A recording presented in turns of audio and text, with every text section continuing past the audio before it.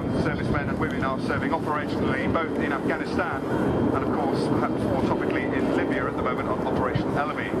Those are perhaps the two most notable operations, but we are also engaged elsewhere operationally, not least in the UK, providing the UK's operational air defence, but also providing the operational air defence for the Falkland Islands is done by the Typhoon aircraft. It doesn't take much thought to work out then that many of our service personnel spend a long time away from home, and we feel one of our roles is to represent them while they conduct their very important work away from their loved ones in the UK. So it's our great privilege to do that. And it's also our great privilege to represent all of the things that are great about Britain, most notably when it comes to flying, aviation excellence. And this is demonstrated not least with the BAE Systems Hawk T-Mark 1, the aircraft with which we use to provide you the display today. And it's powered by Rolls-Royce engines, of course another piece of British excellence within the aircraft itself. Without this sort of technology and this excellence, we wouldn't be able to put on the display here for you today at RIAT. So the team now then just behind us on the right hand side in 9 arrows setting up for the display. This gives the pilot red arrows.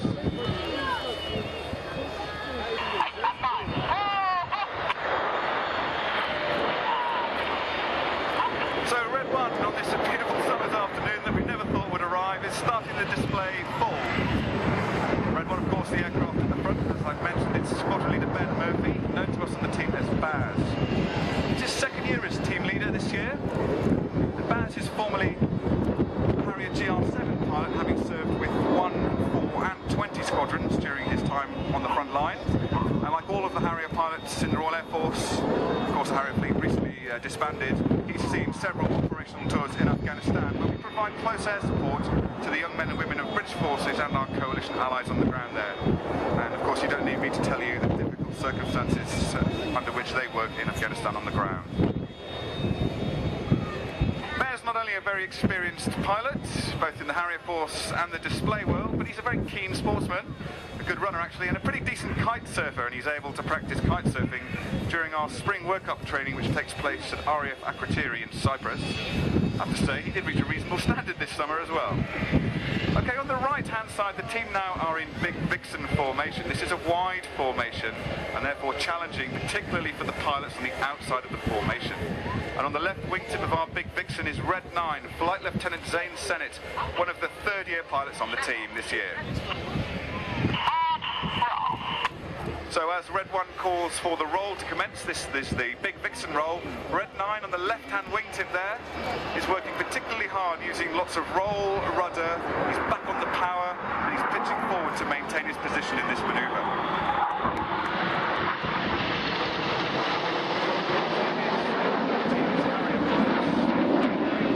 Team with degrees in geography, Zane's one of those. It's also useful for a pilot to know where he is at all times. Zane, if the weather permits in the second half, is the man who puts the arrow through the famous red arrow's heart. So he's our Cupid, if you like. Although we're starting to worry on the team that he really does believe he is Cupid. Okay, the team are now changing to Swan formation. We'll have a listen to that on the radio.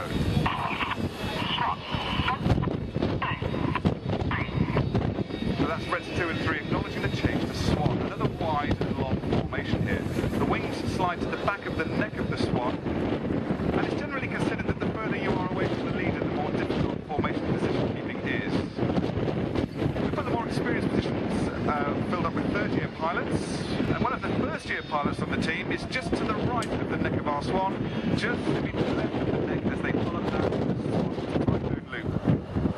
Just left of the neck then is Red 2, Flight Lieutenant Chris Lyndon Smith, known as Smiley. Smiley's joined the team this year. 13th Squadron at RAF Marham. That squadron recently disbanded.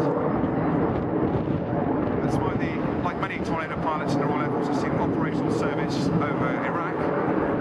But of course now the Tornado is serving operationally in Afghanistan. Harrier. So as they come down the hill here, the aircraft are building up now to 400 miles an hour. It's about a 4G twist as they come out of this in the Typhoon twist.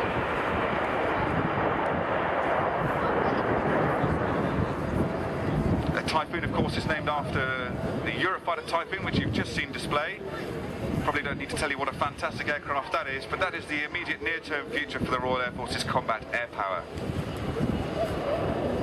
Now, traditionally in close formation flying, the pilots look at the leader and react to his movements. Well, in a big formation of 9 aircraft like ours, if they were just to watch Red One and react when he moved, there would be a certain delay across the formation in everybody's control inputs, and that would make the formation look bowed. Well, we can't afford to do that, because we want the formation shape to maintain its rigidity perfectly throughout the manoeuvres. So all of our manoeuvres are initiated by Red One's voice command, and I'll show you how that works in just a moment. The team are just switching off the smoke at 4 and 5 as they turn in now in Apollo formation, ready for the Apollo twister.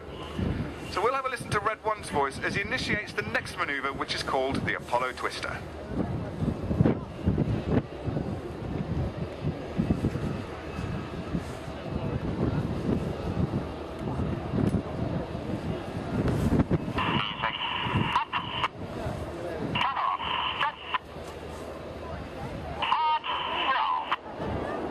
Well, it's a very patriotically colourful manoeuvre this, but you heard Red One emphasise the word roll in the command, and roll. And it's on the R of roll that all of the other pilots anticipate their control inputs to manoeuvre at exactly the same time as Red One, and that's how you get to see a perfect Apollo twister.